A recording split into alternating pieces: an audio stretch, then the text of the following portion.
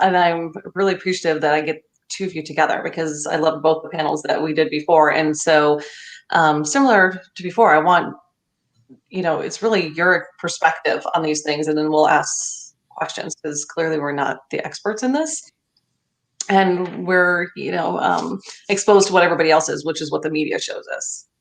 And we all know that's true all the time, right? So the media would never lie to us. They would never mislead us. They would never shape our thinking or try to shape us in certain ways. So, all right, I'll zip it, Shireen, so we can get started. No. Let's get started because there's always a bit of a delay. So I'll start talking.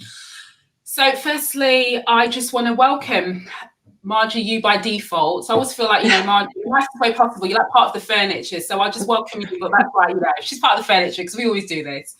But particularly, Chief Brackney, Dr. Brackney, I'm going to refer to you both because I kind of like using both of your titles. So you're going to see me jump between one and the other because I just like it. And of course, you, Chief Menino, as well. So I want to say a massive thank you for doing a live on this. And I guess just to part of context, why I was so keen to have this conversation, because I know some people, they messaged me and a bit like, why are you talking about stop and search, stop and frisk? Yeah. Like, what's that got to do with anything? So I think one, the nice thing is I can talk about what I like. So there's that's the petty in me will always kind of go with that. But in all seriousness, I showed a clip of a conversation that was had as part of my 5-hour marathon live production I did a few weeks ago. And Kwesi, who was part of the panel, shared the fact that he's an investment banker. He works for a very well-known banking institution here in the UK. And one of the things that he talked about, the fact is that some of his colleagues are unaware just how different the Black experience is. And he shared the fact that he would often have to come to work a few weeks ago. And sorry, that was my phone. I was trying to share us out. I'm sorry. You have to put it on mute, Margie. Do it on mute. Okay, sorry. And he shared the fact that, he has to come into work. So everyone thinks the work day starts at 9 o'clock when you rock up to the office. And the point he was making is none of his colleagues were aware that before he even came into the office, or even sometimes the night before, he would be stopped by the police. And so he would have to go through all of that stress, I guess, and trauma of dealing with all of that, and then rock up to work like nothing has happened. So the point at why I'm sharing this is because when we see things around stop and search, stop and frisk, and the police, a lot of what we're seeing is based on, like what Margie said, is based on the media, but also we're happy to separate it and put it over there because we're going, well, that's got nothing to do with us. That's got nothing to do with how I lead the business. That's got nothing to do with, this. I'm not interested in that part of the Black experience and what we're trying to change. I'm only interested in this, and this. And so this is about saying that if we are going to affect change in the way that we need to get into some of these conversations, because these are the experiences that Black people have to live with every single day, particularly if you're a Black male, and I think there is a lot of parallels that we're going to get into in terms of what happens here in the UK. There are a lot of parallels. There are very few distinctions because some of the principles of what I'm going to, give the floor to you, Dr. Brackney and Dr. Menino, is very similar. And I'm sure if we were in Canada, I'm sure if we were in the Caribbean or other parts of the world, it's the same. So I just wanted to context that before I hand over to the both of you. And I'm going to let Margie kind of steer us in this conversation. So thank you everyone for joining. I will try and do a good job of monitoring the comments, providing you are, as always, respectful. And I'm looking forward to hearing from both Dr. Brackney and Dr. Chief Brackney and Chief Menino. So thank you. So good morning. And, I'm so thrilled to be with both of you again, because I've done separate panels with you. So this is fantastic that I have the two of you together today. But to give some context for the audience, if you would be willing to just kind of do a real brief introduction of yourself and your work, because this time when we posted it out, we didn't give the long bio.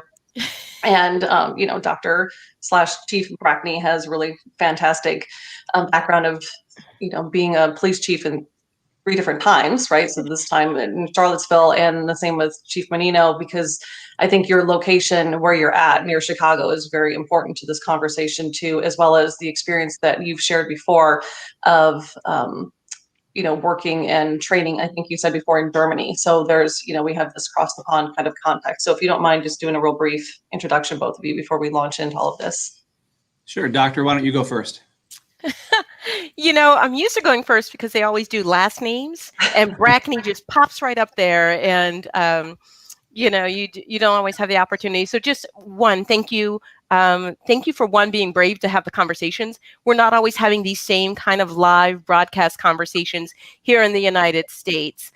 So it's important that our voices, transcend just our boundaries, because this is a problem that impacts us globally, and even our standing in the global community. How we police affects how we're viewed across. So brief introduction, this is my 37th year in law enforcement. I started when I was 3, violating child labor laws, as I like to say.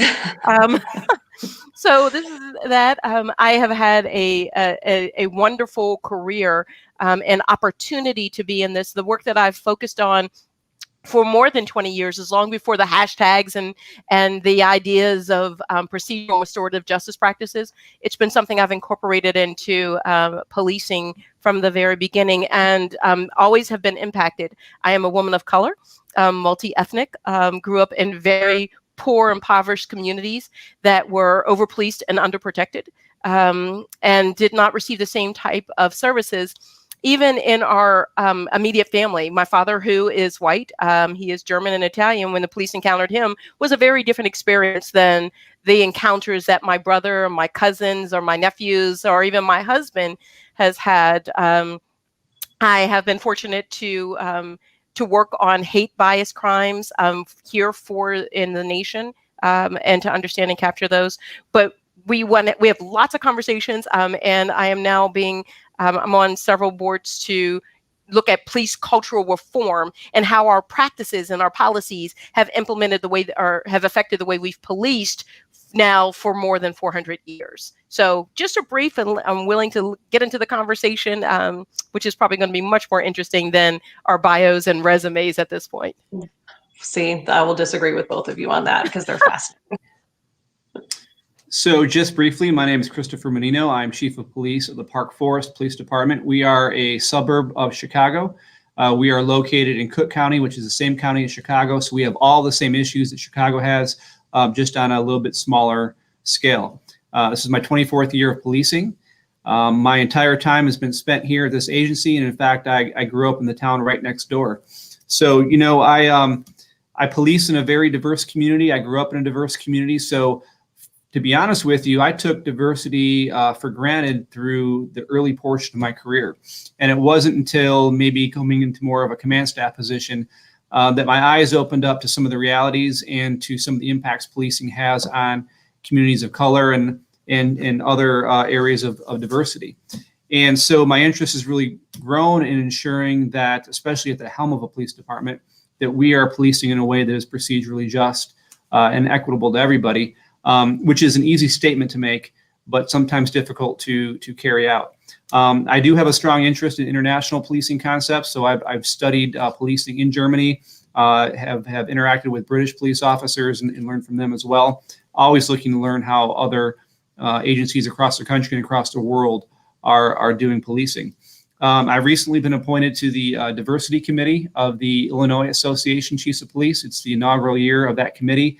And we're really working to see how we can improve diversity and law enforcement's interaction with communities of color through that group. So, I'm love being a part of these conversations, because I come from two different aspects, really. One is of trying to share what I've learned and what we're trying to do, but the other is as a student trying to learn and trying to improve what we're doing. So, I'm here both as a presenter, but also as someone who really wants to learn and improve what we're doing. Okay, well, thank you for those introductions. And, obviously this topic is stop and search, stop and frisk, and it has different names depending on where you're at, but it's one that we've been trying to kind of put together for a long time, because we know, it comes up in the media. It comes up in conversations in people's homes. There was a recent live broadcast I was on where part of the double standard conversation we're having, the person that was hosting it brought up about the fact that this has actually happened to him, and kind of the impact that had on him and his child who had to witness, what happened to him, under this, and this is in the UK, so under the stop and search. And so if you wouldn't mind, at least from the US perspective, just kind of explain, either one of you, what stop and frisk is, and then, we'll move on from there.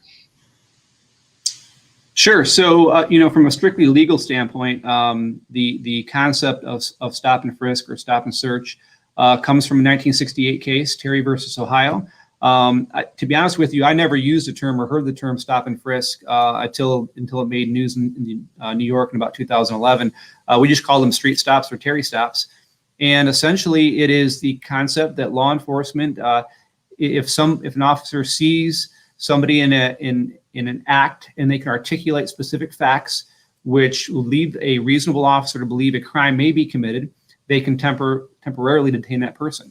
And the U.S. Supreme Court has upheld that. Now, over time, they've modified it, both adding some restrictions and also granting some more freedoms. But essentially, it's stopping a person that the officer deems as suspicious. But I think what's important to note, and it's so important, I think, in educating people about this to get it out, is there's different standards of proof. And so in the American policing system, beyond a reasonable doubt is what it takes to convict somebody. And in an ideal setting, beyond a reasonable doubt is 100% proof that this person committed the crime. And the reality is it's not that high, but in a theoretical world, it would be 100%. To make an arrest requires probable cause. And probable cause doesn't need nearly as high a burden of proof as convicting somebody does. And I've heard it described that probable cause essentially is 50% plus one of evidence that the person committed a crime. Now, I'd like to think that in policing it's actually much higher than that, but it's certainly much less than beyond a reasonable doubt. In fact, it's not uncommon for a police department to make an arrest because they have probable cause, and then subsequently through investigation, they determine the person didn't commit the offense and they're released. And that happens frequently in law enforcement. But for a Terry stop or for a stop and frisk or stop and search, the standard of proof is reasonable suspicion. And reasonable suspicion is less than probable cause. Now, they don't put a percentage of proof on it, but for discussion's sake, let's say it's 33%. So not as high as probable cause, but still an articulable reason why they believe this person has done something suspicious. If you think about that from a purely mathematical standpoint, it means that 77% of the time the person could be completely innocent. So by the very nature of Terry stops, we are stopping people who, at first glance, it may appear the person's doing something illegal or about to do something illegal, but only until you get into it further, until you do the stop, you learn that nothing illegal has gone on. So the very mechanics of a Terry stop involve the likelihood of stopping somebody who didn't necessarily do anything wrong. That, from the outset, is a recipe for creating a conflict, because from the police officer's perspective, they may be able to articulate A, B, and C on why they believe this person committed an act or is committing an act that's suspicious, where there may be completely justified reasons why the person's doing it. So from their perspective, why am I being stopped? I'm not doing anything wrong. So even in valid Terry stops, it's important to understand that they are inherently set up to create this conflict. But even building on that, we need to address the frisk part, right? Because they're never introduced as just a stop. We hear them in connection as a stop and frisk, which means that we are and the language has changed. It's Terry stop, Terry search, which you're not permitted to do as part of that. It's a frisk. Now, here's the interesting thing that most persons don't know.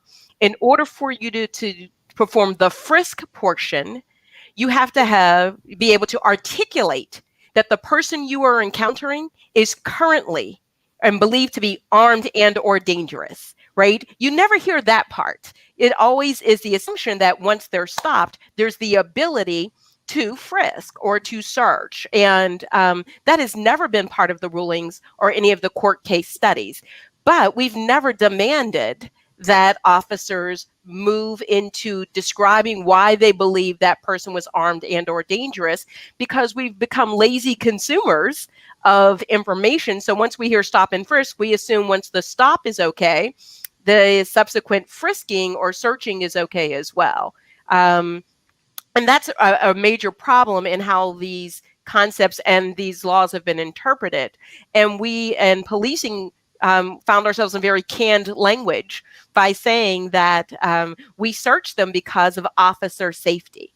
And then the courts have hit us hard on that says you must articulate clearly why you believe there was a safety issue there. And that's where you're finding that these stop and frisk that were, really brought to highlight in New York were illegal, that they were not adhering to the Terry v. Ohio decisions from the 1960s. And if you can imagine, even those decisions were made in the 1960s in the height of civil rights in the United States. So were they likely to expand powers for policing because the persons in those professions are predominantly white males and the persons they're encountering are predominantly African-American males, are those persons of color?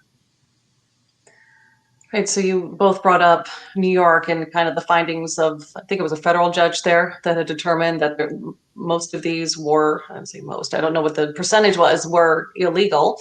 And I think I just read some statistics on BC, and it's, still 70% of the stop and frisk in DC are, Black people, and same kind of issues going on in Milwaukee. So I think this is where people start to get the impression that this is a racial profiling type activity. And, I'm not saying that's valid, not valid, but go ahead, Shreen. Margie, but in the UK, I think the stats are something like Black people or Black men are 9 times more likely to be stopped than white people. And so we don't quite have the stop and frisk element. It's not only that, we have a version. I know I have some British police officers listening in, so I know they're going to message and correct me. So if you're listening, you can correct me. But we have what's a stop and accounts. Chief Menino and I were talking about this. So it's this idea of if they believe that something suspicious is happening or has happened or is about to happen, they can stop you. For you to be able to, you have to basically explain what you're doing, what you've done, or what you might be about to do before we even get into the searching aspect of it. So 9 times more likely, Black people are more likely to be stopped, particularly Black men. So So there's an interesting caveat to that, which my research area and the geek in me always comes up, and so that we paint the most robust picture of what is occurring during these encounters. And Shireen, we have the same thing. So the stop under Terry is exactly those kinds of things.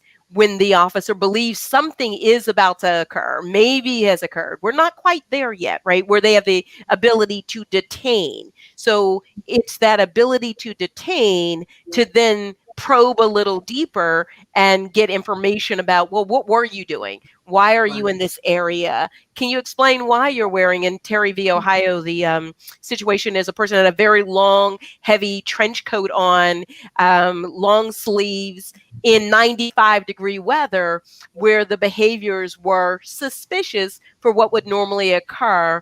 And he's outside of a bank area walking back and forth. And then eventually they see a shotgun, a long arm underneath the coat. And thus the stop was legitimate based on the totality of what they said they had experienced. But I think the nuance that really will help with statistics, and something I'm doing here, is one, I'm even reframing, calling it stop and frisk.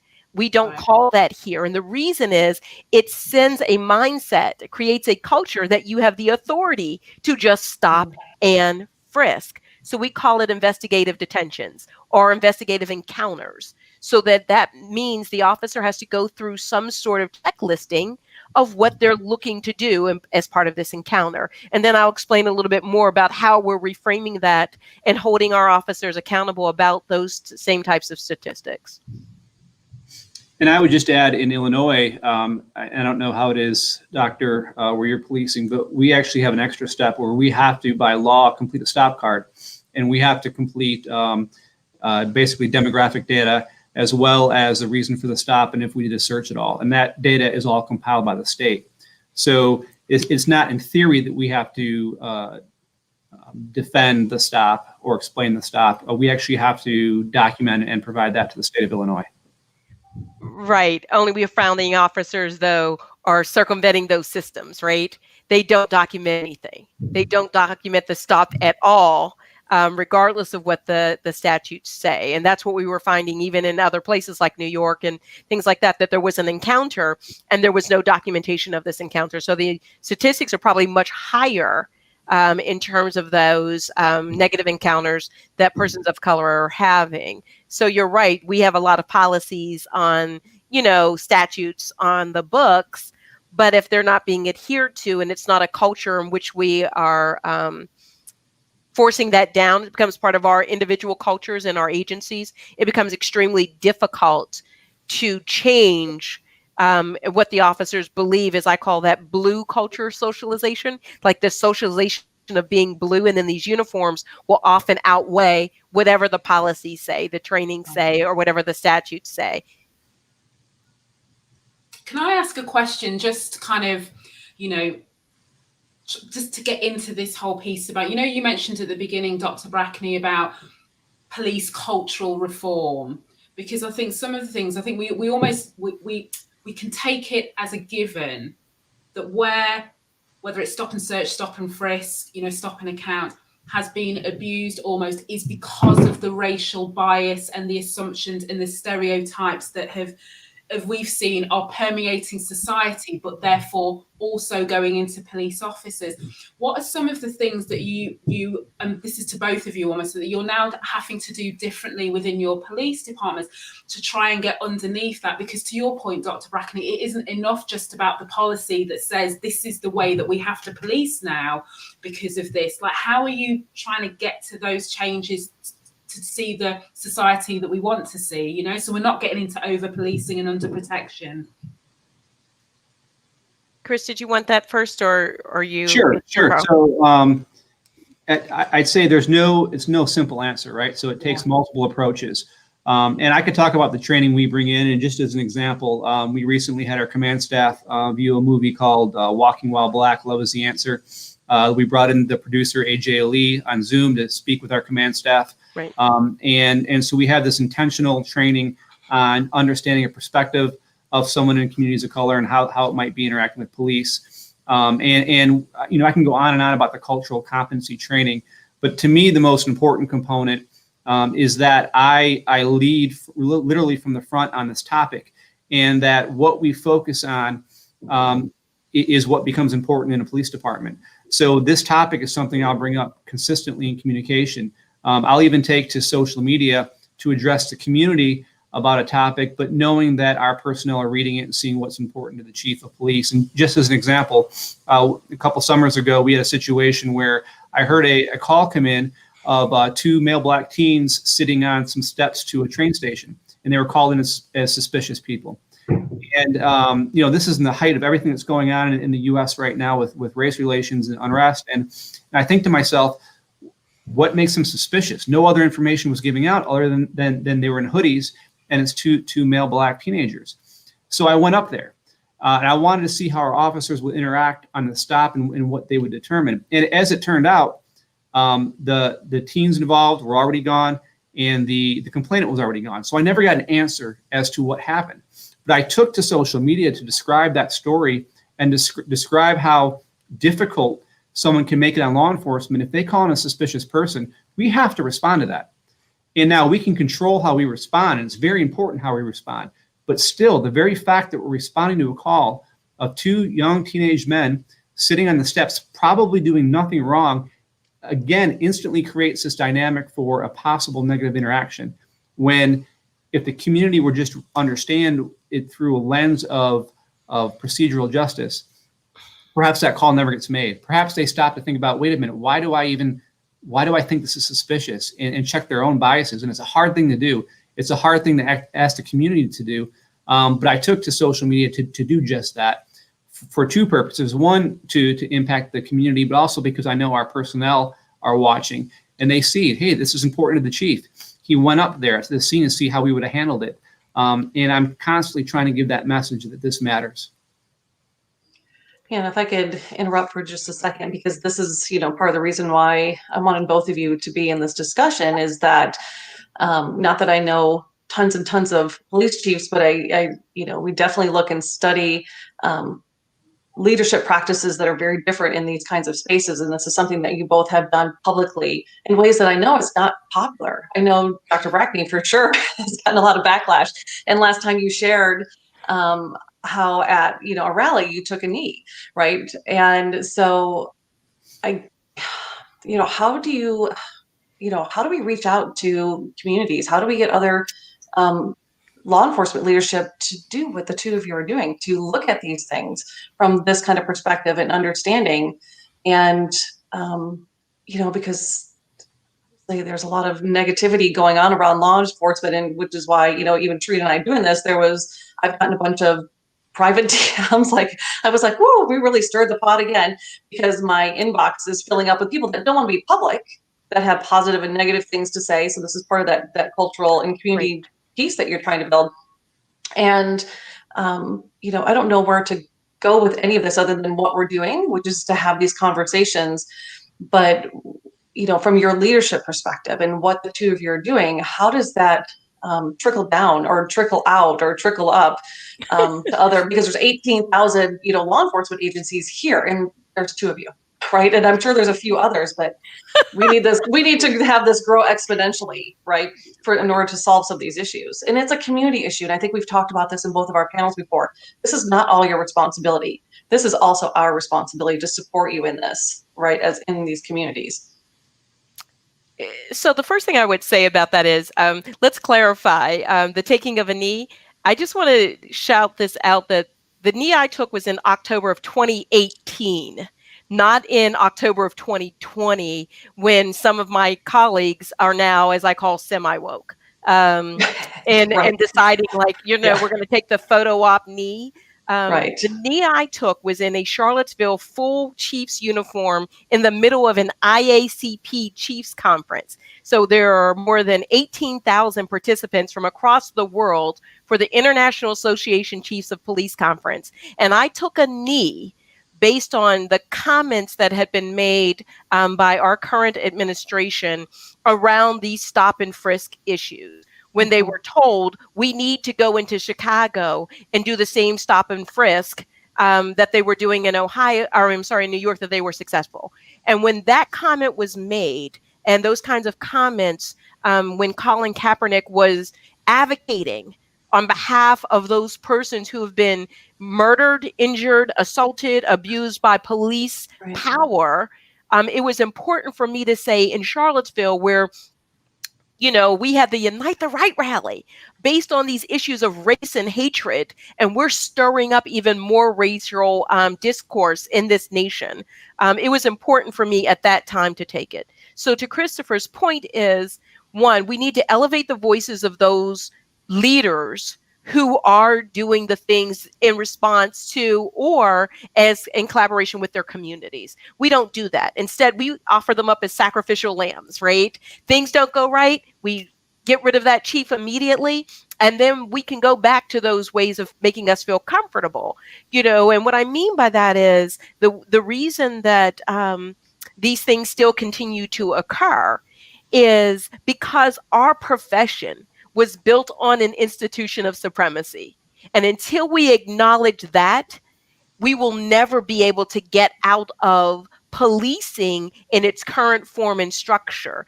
And then by default, our officers are going to police based on the system that it was built on. In the South here in the United States, on slave patrols, and in the North, who are not excused from this, they were brought in to bust up unions and strikes, right? So they were part of a divisive arm of government from the very beginning. And in order to do that, we have to acknowledge that, I say often, our moral and our legal authority comes from the persons that we serve.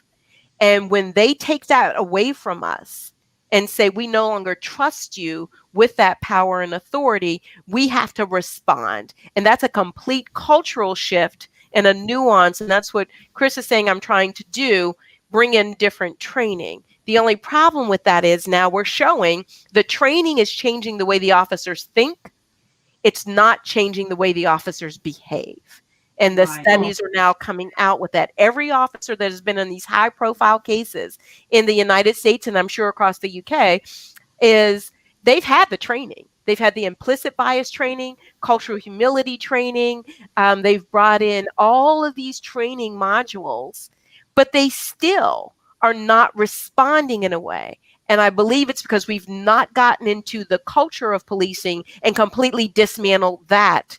And we're keep building our training and our laws on poor foundations. So it's going to crumble no matter what we do until we can shift completely that tide where somebody like Christopher is sitting in the head of every agency so that that can penetrate down as far as it possibly can. And then it's met by the groundswell of the community up. And then the two of those come together and they can be very successful. And I think, Dr. Brackney, if I can just, interject, this is always why I like listening to you when you talk about this, because there's so many parallels with what both you and Chief Menino have talked about in terms of trying to get that culture change. And I think for so long, where we've all fallen down, this is whether we're talking about policing, whether we're talking about government institutions, whether we're talking about organizations, is we spend so much time focusing on individuals because we've made assumptions that the foundations of everything that we've built is sound. And some of the conversations that I'm having on this side of the water with senior leadership teams and trying to help them understand is it's not just about changing the behavior and assuming we're going to be anti-racist just because, the penny is dropped. As you said, we're semi-woke, sometimes not, all of those things. We have to question those assumptions. And while some people go, well, I didn't create this. And I say, no, but you didn't question it.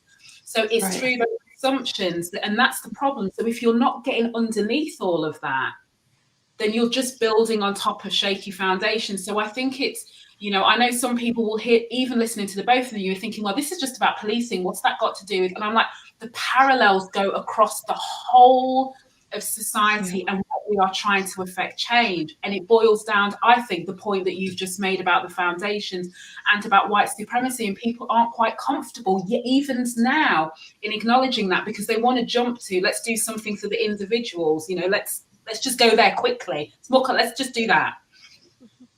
And the issue with that is when Chief Menino goes to the call, right, the 911 call, I'm sure part of his heart is beating saying, I hope my officers are going to respond the right way. He doesn't know that. Right. He doesn't know that. And that's scary as how far does my influence penetrate? Even my own organization. So the key is to build these small coalitions that keep allowing you to go deeper and deeper and deeper and deeper. But it's going to take a very long time. And the other portion of it is we need to, in our profession, own how we have been complicit. I mean, we don't do that. We don't come out and say, yes, we are stopping Black people. Yeah, we are. And we never own that. We never say what we're attempting to do to correct that, to rectify that. We hear a lot about reconciliation and reparations, but we never hear about rectifying, right? Mm-hmm. Correcting it. So we put this Band-Aid on so that everybody feels good. And then they get to walk away from the issue and then still leave this very diseased culture, as I talk about, still in place with no inoculations. We're not coming up with any vaccines. There's no warp speed pill that we're going to take that then allows us to eradicate the disease of racism and white supremacy. So Chief Menino, what was the outcome of that incident then? So when you went out there and saw what was going on and I don't know if you could share with us the response of the two young men, because I can't imagine that was probably the first, and probably not the last right now, time that's going to happen to them.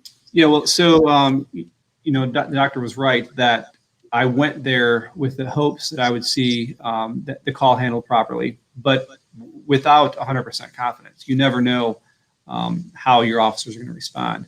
But unfortunately, all of the parties were gone. Because part of my questioning too is, why did this person call on these two teens? Maybe there was more information. Maybe there was something they did that justified the call. It wasn't given in dispatch.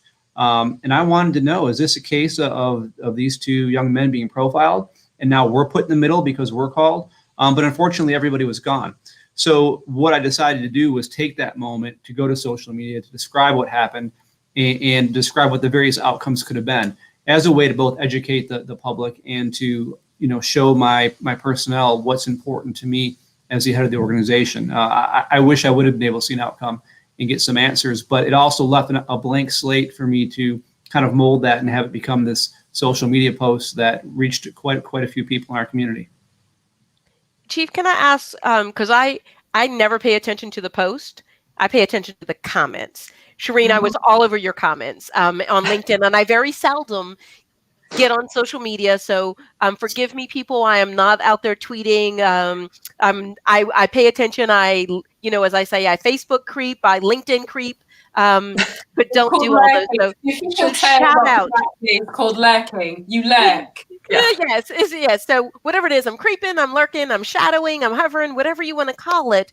But I'm interested in, Chief, what were the comments and responses? Because I'm sure someone commented, someone responded, so that you then get to take the temperature of the community around you and how they're responding, because those are going to be the things that reinforce how your officers respond. So if the community is saying, hey, good deal, we appreciate it, or are the comments the same ones, they were doing, we know they were suspicious, etc. So that would be interesting, at least for me to hear. Yeah, and so we received both. I would say the majority were appreciative and expounding on the experience. People shared their experiences as persons of color in the comments. It was widely commented on, but it was disappointing. Yes, we got many comments that defended the caller and assumed she must have had a reason to call, and defended her without having any information. And isn't that representative of society? How quickly we are to jump on a side with so little information. The statement I love to always remind myself is reserve judgment, because there's always more information out there. And sometimes we're so quick to go to what comes natural to us. And unfortunately, Chief, there were a disappointing number of people who immediately jumped to a conclusion and defended the caller. Yeah, and I think, what I keep finding about a lot of this is that you guys get blamed for everything, and so there doesn't seem to be any kind of personal responsibility sometimes within the community to kind of help figure this out. So you have people that are continually being victimized from many different systems, and then you have, like you're saying, on the social media, half these people that are defending the behaviors, and so we're in this constant conflict. And then conflict within law enforcement is this is a more serious deal. I'm not saying it's not serious in a school or in a corporation, but we're talking life and death in many situations here.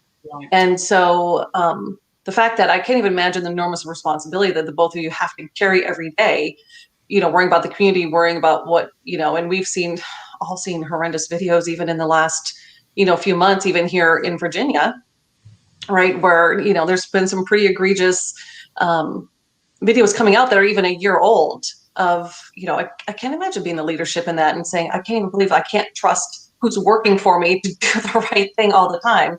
And then you have a community that's supporting that behavior, that negative, bad behavior. And then people that you find that you have community members reaching out to you that saying, this has happened to me. Like, can you help? Like, I don't, this is horrible. Or is it just that they're so afraid to even approach you to have these discussions? Well, we had another call I'll highlight, and this may sound like small town policing, but it's illustrative of kind of what we're dealing with. Our officers went on a call of a disturbance or a loud noise complaint, a very common call in law enforcement. And the officer shows up, and it's a homecoming send-off, and homecoming, of course, that dance that all teens go to in high school. And the teens are out there in their tuxes and their dresses, and it's just a send-off before they go off to homecoming. And of course, they're African American. The officer who's responding is white. But she immediately develops rapport. It turns out she went to the same high school, and it ends with them asking her to pose in a picture with them for homecoming and taking a homecoming picture. And she says, smartly, sure, if I can get a copy for us for social media, and we're able to show the community how this ends. But just think about how that started. It's just a group of kids getting ready to go out for a dance, and somebody calls on them. And this is the recipe for disaster, because law enforcement has to respond. And does the officer approach with an open mind? Do they approach with assumptions, or do they handle it like this officer did and handle it perfectly? And that's the problem. And you may not even have an ill-intended officer.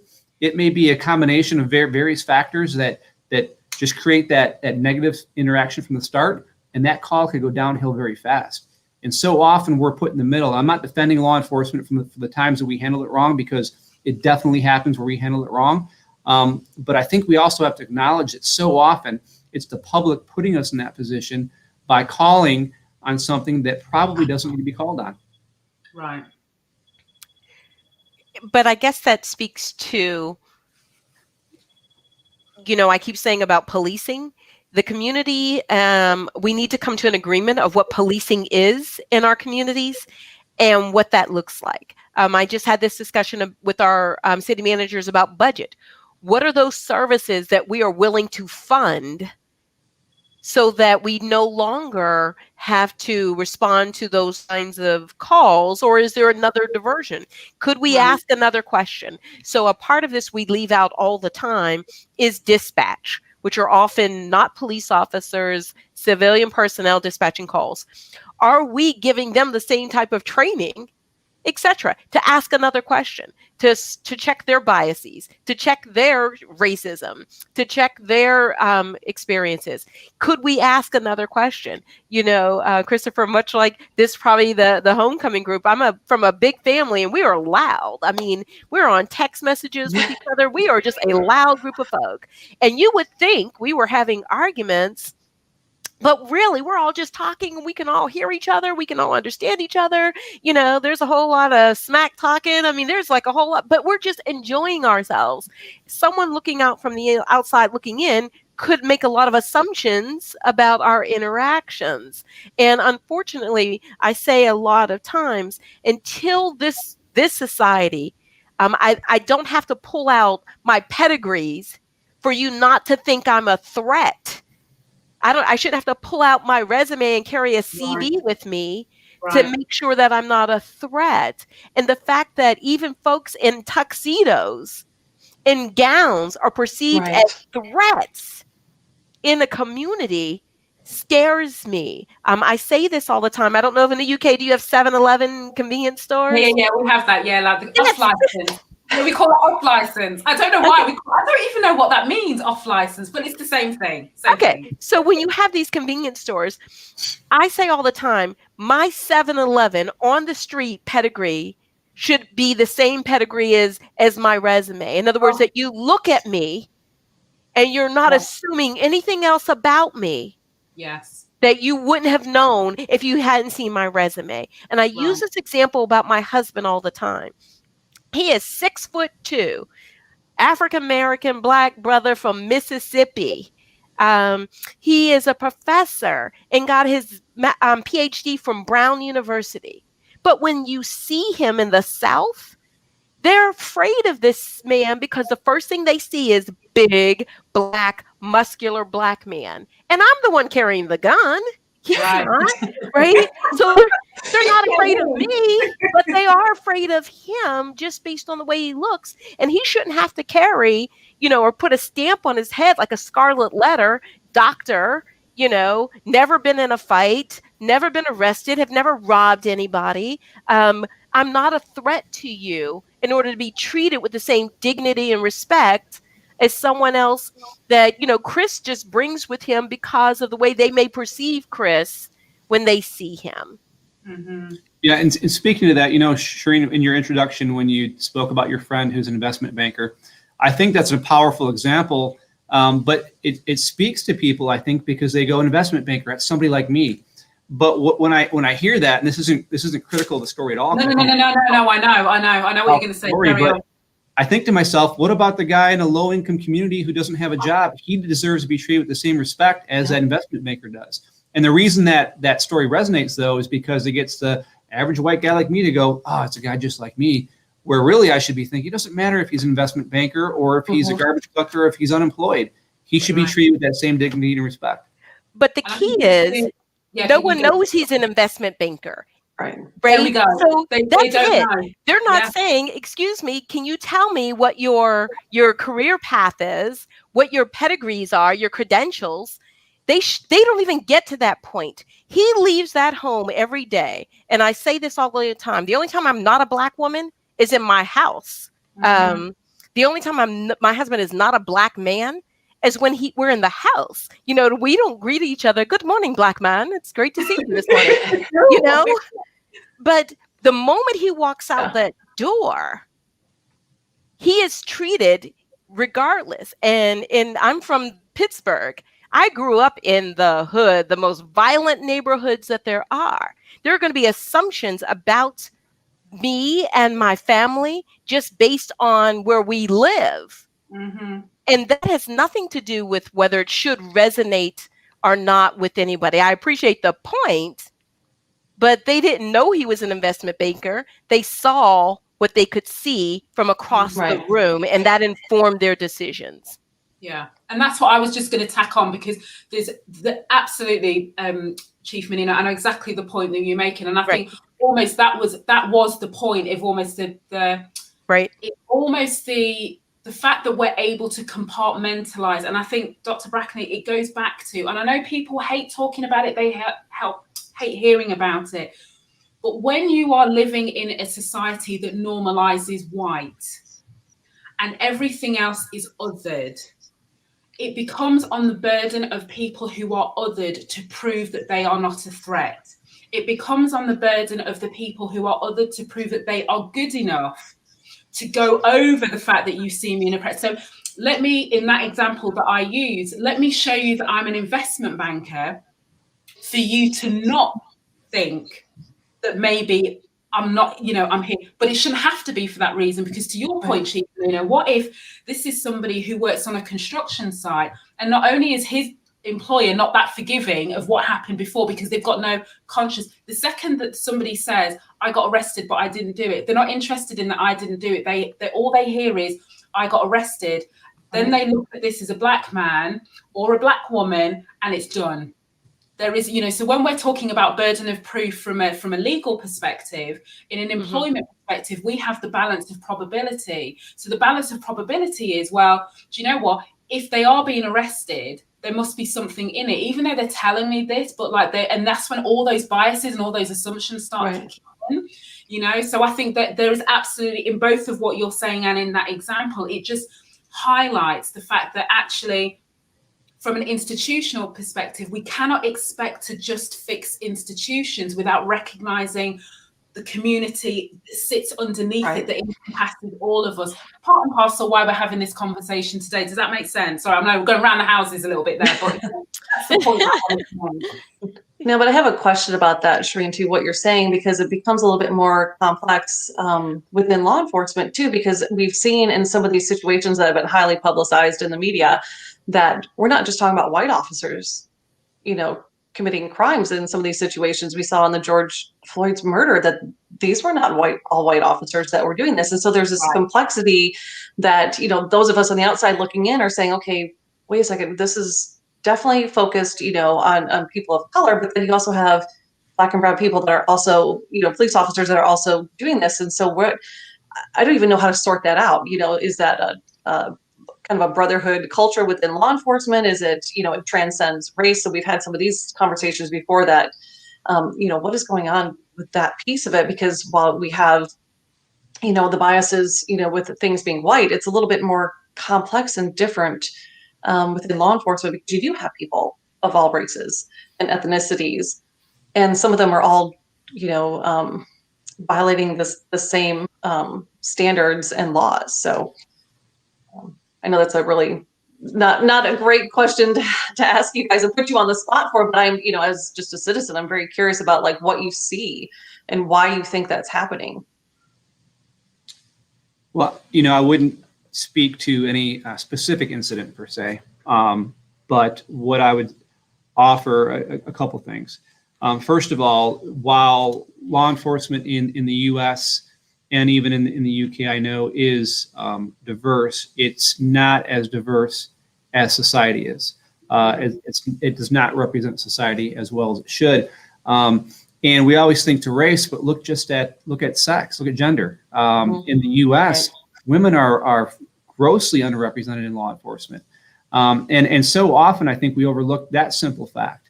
And I know it's a little bit better in the UK and in Europe, where it's closer to 50-50. At least I know Germany is closer to 50-50 when it comes to the gender differences. But I think that we still have a long ways to go to ensure that law enforcement represents the people that they serve. But beyond that, I think we always have the issue that there is institutionalized responses and behaviors that transcend biases, and those take a more proactive approach to address, whether it's federal mandates that are enforced or oversight. But there is some restructuring that is needed to address some of those larger complex issues that are not simply driven by race, but by the very nature of law enforcement. Yeah, I would echo that. What's interesting to me is you heard me use the concept blue socialization, right? It's about that. It is about how you're socialized into the organization and how that continues in your training approaches, in your language, in your policies, implementation of policies.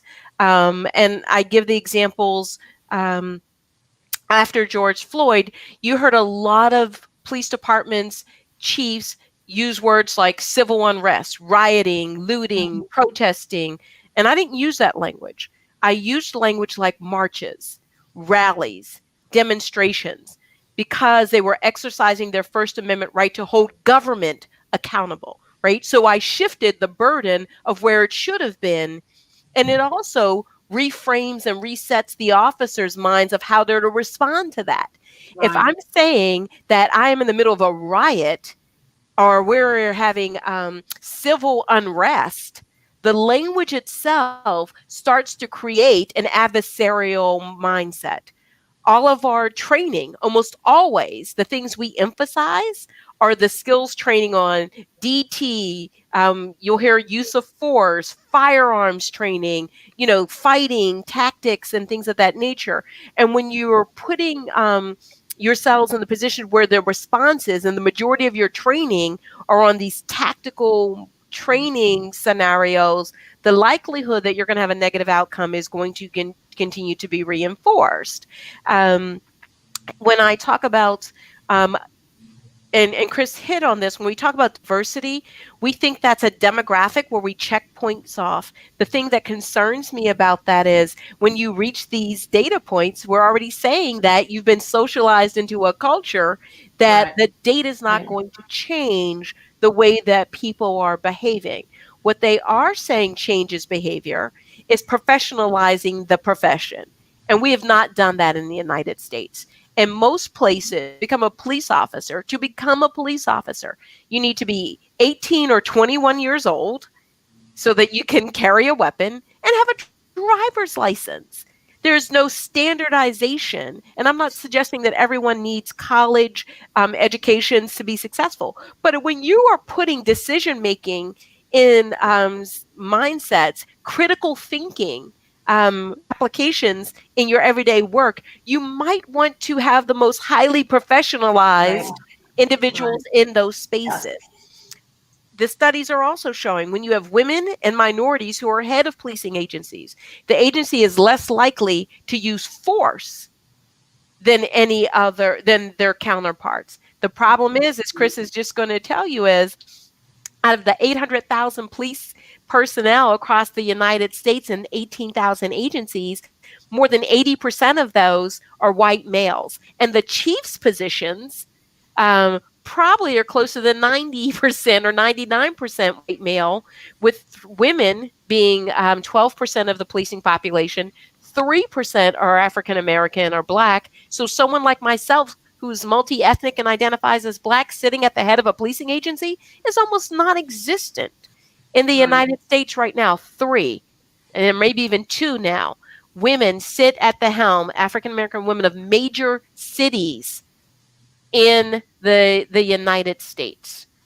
So unless we have diversity of lived and shared experiences that Right. also are part of the lens in which we look at things, the demographics aren't going to make any difference. They're not going to have the impact. But there is hope.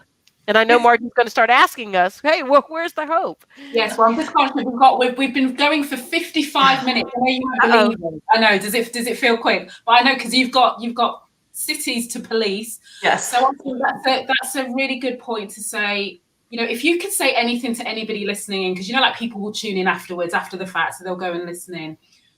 What would you want people to know? What would you want to encourage them to do differently, or to hear you say? You know, what you can say whatever you like. What would you want to say? What would you want to say? Maybe Chief Menino, we'll start with you first and then close with Dr. Brackney. Sure. Well, what I would say is that, you know, this topic of race and how it impacts law enforcement speaks to the broader issues in society. And I agree completely with Dr. Brackney that the foundation is that the creation of our nation was based on, you know, white supremacist principles. And it requires a rethinking on a societal level to have the change that's truly needed. And, you know, I love the idea of there being hope, and I believe that there is. I also think that we're on a long journey. We're on a marathon right now. But what I would encourage people with is that while there are demonstrably significant issues in law enforcement, there are also some incredibly dedicated people of integrity who really want to make a difference and who are really doing some great things. And so there's great work being done every day. And if I have one fault with the media, it's that they don't highlight those stories nearly as enough. And I understand why, and I don't blame them for it. But there really is some great heroic work being done. And that doesn't negate the negative instances at all. But I think I would encourage people that it is being done. A lot of it's being done quietly, or certainly not with the same fanfare and with the same recognition as we see, you know, occurring on the national spotlight. But it's being done, and we're marching forward, and change is on the horizon. It may not be tomorrow. It may not be as quickly as we like it. But I think with enough of us working towards it, we are going to see it. So wonderful. So the first thing I would say as I think about it is to be thoughtful, critical, and intentional consumers of information as a public. That is their responsibility so that they can hold those persons who are serving them accountable to those standards. The second part is create allies and alliances so that we can elevate those messages and those thought leaders who are changing, even in small increments, their small portion of the world, so that we can move that concentrically outward. And part of those alliances and allyships then require that they're being leveraged on behalf of those persons who are voiceless, who don't have access to systems, who never benefit by government and how it's been set up. And then lastly is demand transparency and accountability. And the transparency is the important one here. Something, if you would go on Charlottesville's website, I post every investigative detention, better known as Stop-and-Frisk, on our website. And I break down those encounters by whether it was an officer initiated one or whether it was non-officer, like when Chief Menino said, hey, we have to respond. And then I focus on those officer initiated encounters. What do those outcomes look like? What was the race of the person, the gender of the person? Were they given warnings or were they taken to jail and arrested when there was probable cause? What does that look like? And I've been doing it now for months. And I've hired a first, probably in the nation, Fourth Amendment analyst to look at every single one of our search and seizures and triangulate that between the reports, the 911 calls, and their body-worn cameras to see if the officers are doing what they said during those encounters, right? So when Chief is going to the stoop looking for the students or the individuals, I'm doing those kinds of things on the front end and then putting it out there for public scrutiny. So there are things that you can do to hold accountable, but more importantly, there is hope. There are more and more individuals who are demanding accountability, and there are more cities responding to that. We are in a reckoning phase, but we're also in a phase where we can rectify. Right. Thank you. And Margie, I'll let you say something before I close this off officially and say my final word.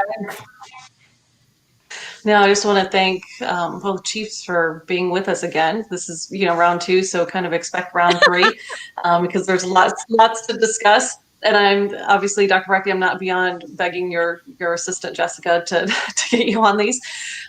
So again, thank you. And clearly there are great people in law enforcement. 2 of them are sitting here with us right now, and I've looked at your website, by the way. So I have gone through to see, because it's a big deal because it goes across different systems. This accountability piece and transparency piece, it doesn't matter if it's law enforcement, education is important. And so these examples that you set as leaders, not just law enforcement, but as leaders, is something we want to continue to showcase, right? So these behaviors, what the 2 of you are doing, needs to be modeled across organizations and leadership. So again, thank you. Thank you so much for being here.